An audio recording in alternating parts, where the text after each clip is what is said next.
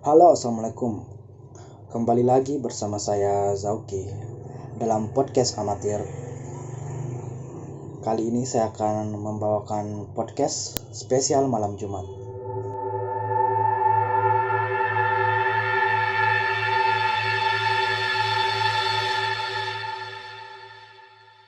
Pada podcast kali ini saya akan menceritakan pengalaman KKN saya. Terserah kalian mau percaya atau tidak, tapi ini yang saya alami beserta hampir semua teman KKN saya. Saya tidak akan memberitahu tempatnya di mana dan mungkin hanya akan memberi berbagai clue saja. Saya KKN di tahun 2017. KKN saya itu KKN PPM yang jangka waktunya itu 1 bulan sampai 45 hari. Nah, di tempat KKN saya itu, di kecamatan tempat saya tinggal itu, kami memilih 3 desa. 3 desa ini awalnya kami tidak merasakan gangguan apa-apa, tapi setelah 1-2 minggu beberapa posko mengalami kejadian aneh. Nah, kejadian aneh itu seperti diganggu makhluk halus ketika mau tidur lah, nggak tahu makhluk halus apa. Ada yang juga sampai sakit, sampai yang balik ke kota karena keluarganya yang minta. Padahal pas sampai di kota dia udah nggak sakit, karena di tempat KKN dia sakitnya karena diganggu oleh makhluk halus itu. Dan kejadian yang saya alami juga pada saat setelah program kerja di desa yang saya tempati. Saya waktu itu menjabat sebagai koordinator desa di desa saya, namun teman saya di desa lain meminta bantuan kepada saya untuk datang ke poskonya pada malam hari. Nah, pada hari itu setelah program kerja malamnya, teman saya udah balik ke poskonya di desanya itu ya lumayan jauh dari desa tempat saya KKN juga, maksudnya satu kecamatan tapi beda desa gitu. Malam itu aku ditelepon sama teman saya yang satu desa sama satu posko sama koordinator desanya itu. Koordinator desanya juga itu kebetulan teman kelas saya di kampus. Nah, pada saat teman kakak saya ini nelpon, dia bilang kalau di poskonya itu dia katanya diganggu gitu. Dan saya juga nggak tahu kenapa dia malah hubungin saya, bukan malah hubungin koordinator pusat, koordinator kecamatan yang lebih dekat dari poskonya, tapi dia lebih milih saya. Padahal kalau dibilang kan untuk urusan yang kayak seperti itu harusnya dilapor terlebih dahulu kepada koordinator pusat gitu. Tapi dia bilang dia cuma ingat saya karena saya juga nggak tahu. Dia bilang aura saya itu kuat untuk hal seperti itu. BTW teman saya ini bisa, bukan indigo sih, tapi dia itu bisa merasakan makhluk halus ada di mana gitu. Satu poskonya juga itu ada laki-laki juga yang katanya indigo, kata seposkonya itu dia itu indigo. Jadi ya saya juga nggak tahu kalau benaran dia indigo atau tidak, tapi teman saya ini terus membujuk saya, sedangkan saya jauh dan waktu itu udah jam 11 malam dia nelpon saya. Dan di posko saya itu semuanya perempuan, cuman saya seorang diri yang laki-laki. Jadi pada malam itu juga agak kocak sih, saya minta izin ke teman posko saya untuk pergi ke teman saya, ke posko teman saya itu. Tapi ada beberapa teman posko saya yang tidak setuju, namun pada akhirnya mereka mayoritas mengizinkan saya untuk membantu teman saya yang di posko desa lain itu. Nah, malam itu udah jam 11:30 saya berangkat ke posko teman saya. Jaraknya itu sekitar kurang lebih 10 km lah dari posko saya. Nah, karena teman saya ini juga bilang cepat-cepat untuk saya datang ke poskonya, karena katanya mereka di sana itu nggak bisa tidur, dan teman kelas saya ini yang kordesnya ini sakit, dia demam katanya, karena mungkin kecapean lah atau nggak tahu juga sih detailnya bagaimana, karena teman saya bilangnya kecapean. Nah, pada perjalanan itu kan awalnya di perjalanan saya melewati cuman jalan raya, tapi sebelum sampai ke posko teman saya itu harus belok dulu ke pemukiman warga. Dan pemukiman itu setelah dari jalan raya, belok dari jalan raya itu sekitar 100 meter udah nggak ada rumah gitu, nggak ada penduduk. Kanan kiri itu cuma ada empang dan pohon besar gitu, kosong sebelum sampai di posko teman saya. Posko teman saya itu dari jarak empang itu sekitar setengah kilo lah, sekitar 2 kilo, kok setengah kilo sih, sekitar 2 kilo. Nah, pada saat saya belok masuk ke tempat itu, maksudnya tempat yang udah nggak ada warga itu, nggak ada rumah lagi, di situ saya mengalami kejadian yang nggak enak. Saya mungkin kalian nggak percaya, tapi waktu melewati itu saya sengaja ngarahin kaca spion saya itu ke belakang saya.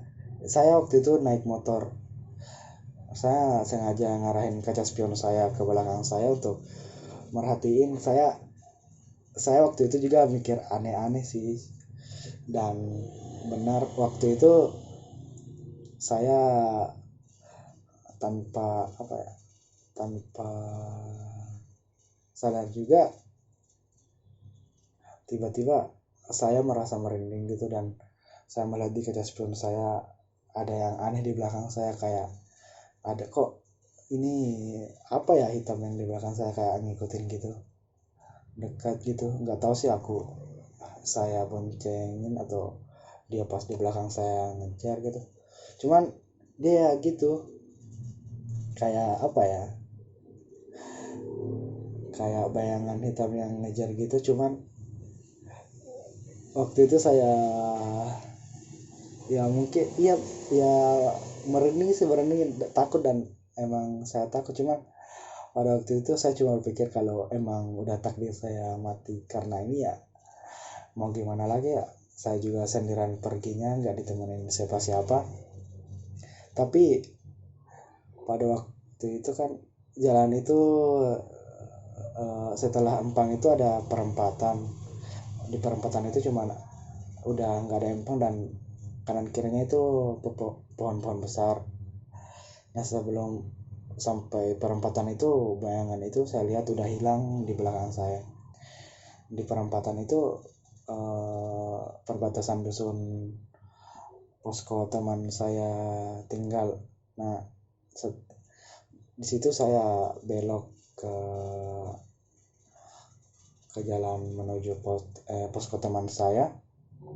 Tapi saya di situ masih merasa merinding karena di situ masih ada perumahan, masih ada 200 meter lah sebelum sampai perumahan pemukiman warga tempat teman saya, posko teman saya. Dan setelah itu waktu sampai di pemukiman itu saya udah merasa agak lega, udah melihat orang di sebelah kanan, maksudnya ada bapak-bapak yang kayak ngeronda gitu. Nah dan waktu itu beberapa menit setelah itu saya udah sampai di posko teman saya. Saya sebelum masuk ke pekarangan posko teman saya itu saya melihat kok posko teman saya ngeri banget. Di belakangnya itu cuma ada pohon-pohon bambu gitu, di kanannya nggak ada rumah, cuman pohon-pohon juga, di kirinya juga nggak ada rumah. Yang ada rumah itu cuma di depannya, bahkan di belakangnya itu ada sumur tua katanya, yang kata temanku di situ biasa ada penampakan bapak-bapak yang nggak jelas, nggak tahu juga sih kalau itu benar. Dan saya masuk ke pekarangan rumah posko teman saya. Rumahnya itu rumah panggung, jadi di bawahnya itu kosong dan lantai 2-nya itu yang ditempati tinggal rumah kayu gitu, rumah panggung kayu. Waktu saya udah parkir motor, saya di situ mulai merasa merinding lagi. Saya saya merasa aneh ya, merasa kok poskonya seserem ini sih. Dan saya naik, saya masuk, dan setelah itu saya ngobrol sama teman saya. Dan yang saya bilang indigo ini tadi, katanya pas saya masuk di poskonya itu ada kelelawar hitam besar yang ikut masuk ke poskonya juga gitu, yang terbang kalau. Nah di situ saya cerita sama teman saya yang bisa ngerasain itu, yang ngerasain ini cewek. Dia cerita dan dia cerita kalau sebenarnya dia punya teman yang katanya bisa ngawasin poskonya gitu, ngawasin apakah dia diganggu gitu. Dan temannya itu ada di kota kampus saya yang jaraknya itu sekitar 60-70 km lah, 80 km lah, pokoknya jauh. Aku juga heran waktu itu kok bisa gitu ya. Ternyata sepengetahuan saya dari dia itu, kita sebagai manusia itu punya kemampuan kayak merasakan gitu tuh, ada tingkatannya. Kita ada yang nggak bisa merasakan makhluk halus, ada yang cuma bisa merasakan, ada yang bisa merasakan sampai ngelihat makhluk halus, dan ada yang tingkatan sampai bisa katanya transfer jiwa gitu. Dan transfer jiwa itu seperti jiwa kita itu pergi kemana-mana tapi raga kita tetap di tempatnya. Jadi kita bisa melihat keadaan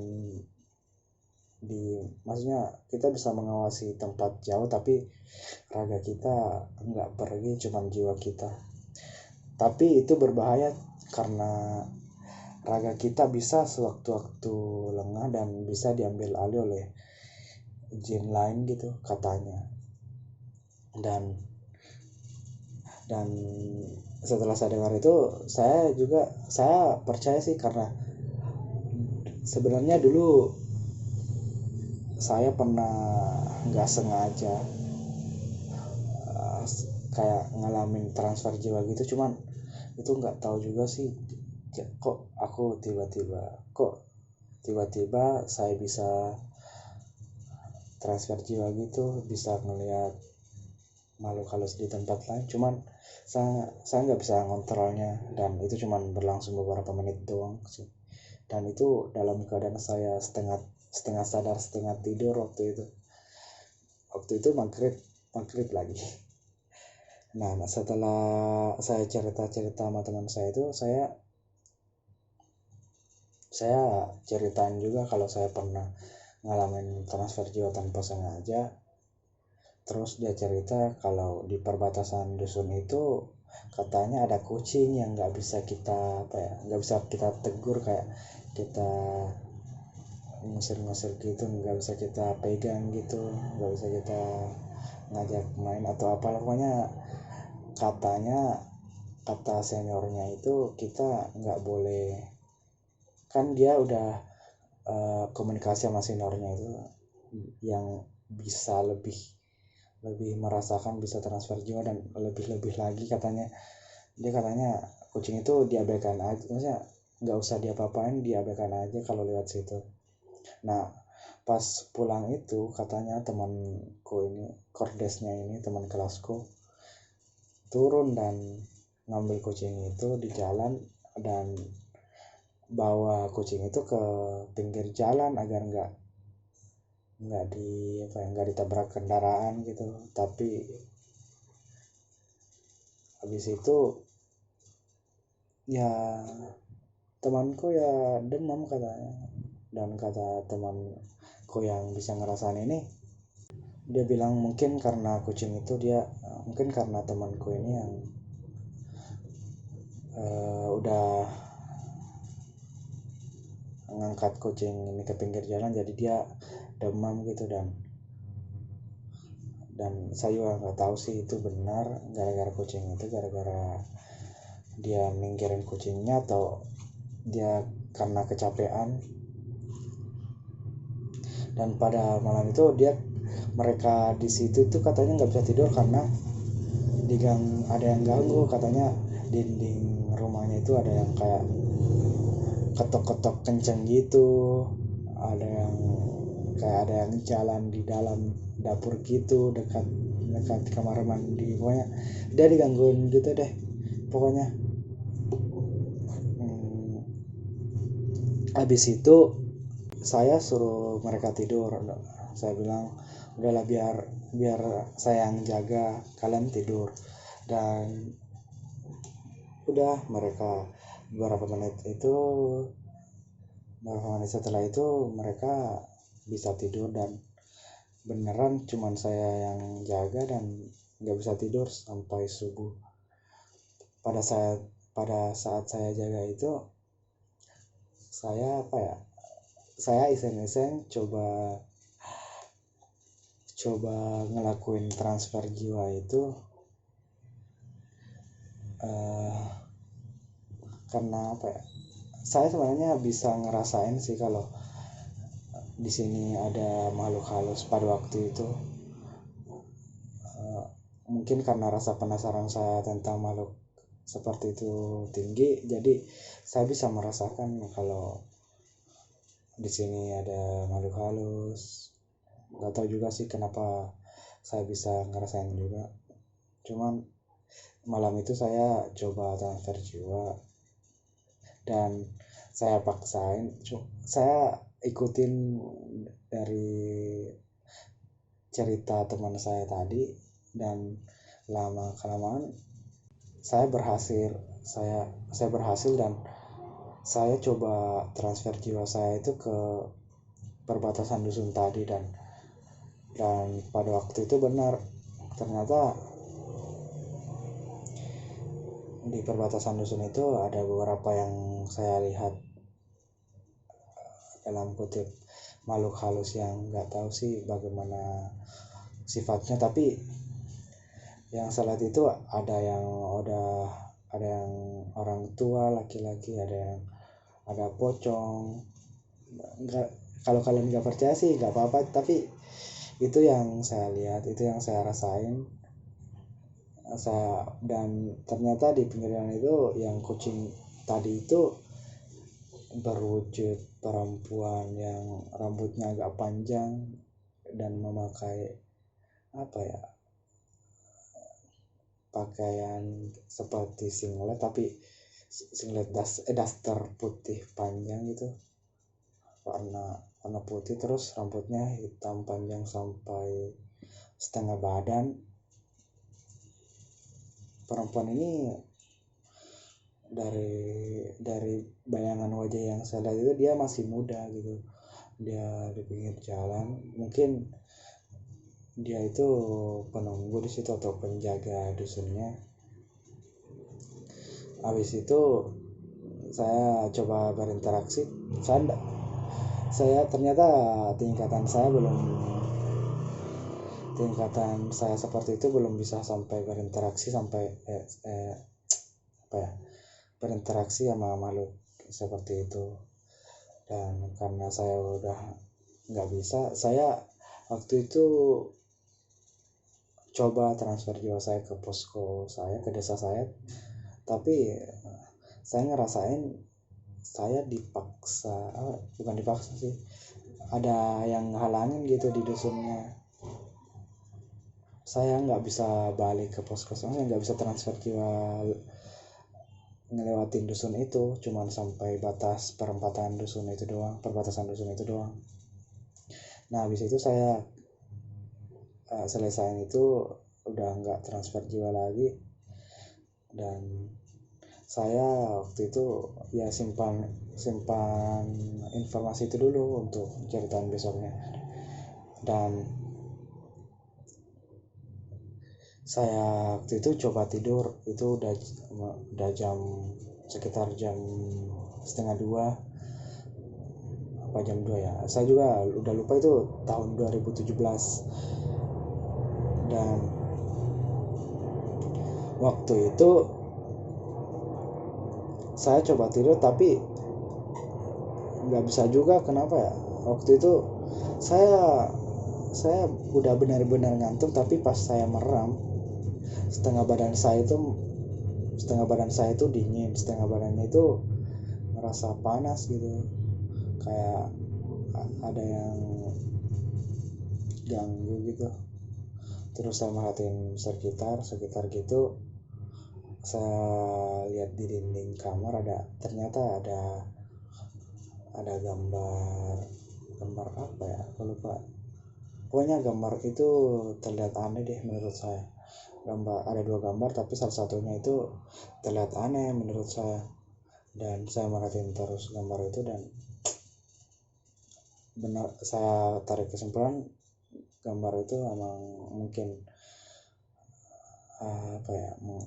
menarik makhluk halus gitu ya, aneh ya gitu, mungkin gara-gara gambar itu bisa menarik makhluk halus gitu, mancing ke rumah itu. Habis itu saya coba tidur lagi, merem, dan gitu lagi, panas tengah lagi, di bawahnya panas, di atasnya dingin. Saya waktu itu tidurnya menyamping, jadi yang saya rasain bagian kanan saya itu dingin, bagian kiri saya itu agak panas gitu. Dan itu terus menerus gitu sampai salah satu teman posko saya, salah satu orang teman kakak saya di posko itu bangun. Itu udah subuh, udah menunjukkan jam 4:30 baru saya bisa tidur malam itu. Itu kejadian yang pada waktu itu mungkin kejadian yang paling serem sih yang saya alami sampai sekarang. dan saya ada informasi lain yang saya dapat, tapi saya nggak akan ceritain di sini karena itu mungkin udah nggak bisa kalian nggak bakalan kalian percaya juga sih, karena hanya beberapa orang aja yang bisa ngerasain gitu, dan tempatnya juga kan cuman saya yang tahu dan teman-teman saya. Dan waktu itu saya udah tidur dan paginya saya bangun, saya cerita sama teman saya, ternyata emang benar di batas dusun itu ada ini. Saya cerita ada penunggunya kucing itu tadi yang berwujud perempuan. Saya cerita gini, saya lihat ini juga pocong dan ada orang tua juga. Jadi ya saya cerita seperti apa yang benar-benar saya lihat, ya saya ceritain ke teman saya itu yang bisa ngerasain juga. Dan pada waktu itu saya udah yang indigo tadi ini saya tegur, bilang kalau lihat sesuatu lagi nggak usah ditegur lagi gitu, karena kata teman saya beberapa hari sebelumnya dia suka negur gitu kalau dia lihat makhluk halus. Dan ada salah satu temennya itu yang kayak bercandain makhluk halus itu, jadi mungkin gara-gara itu juga dia digangguin gitu. Dan dia nurut. Aku bilang nggak usah lagi negur kalau lihat gituan. Nah paginya itu teman kelas saya ini yang kordesnya ini udah bangun, udah sembuh, dan dia cerita katanya sih dia capek tapi nggak tahu juga sih dia demam semalam gara-gara apa. Dan habis itu karena saya yang bertanggung jawab di posko saya juga, jadi saya udahan di posko teman saya itu, dan saya balik. Dan mungkin cukup sampai di sini dulu saya cerita KKN saya yang saya alami, yang mungkin sedikit menyeramkan juga. Selanjutnya saya akan ceritakan di posko utama KKN saya yang mungkin agak menyeramkan juga, tapi ya kalau kalian mau dengar juga sih dan kalian percaya, karena yang alami itu bukan cuma saya, yang alami itu hampir semua teman KKN saya. Ada berbagai cerita di tempat KKN saya. Jangan lupa, jangan dilewatkan. Terima kasih telah mendengarkan podcast saya sampai detik ini, sampai habis. Jangan lupa like, kalau mau komen ya komen, dan subscribe, share juga kalau kalian emang tertarik dan ingin berbagi cerita ini ke teman-teman kalian. Bye bye, salam.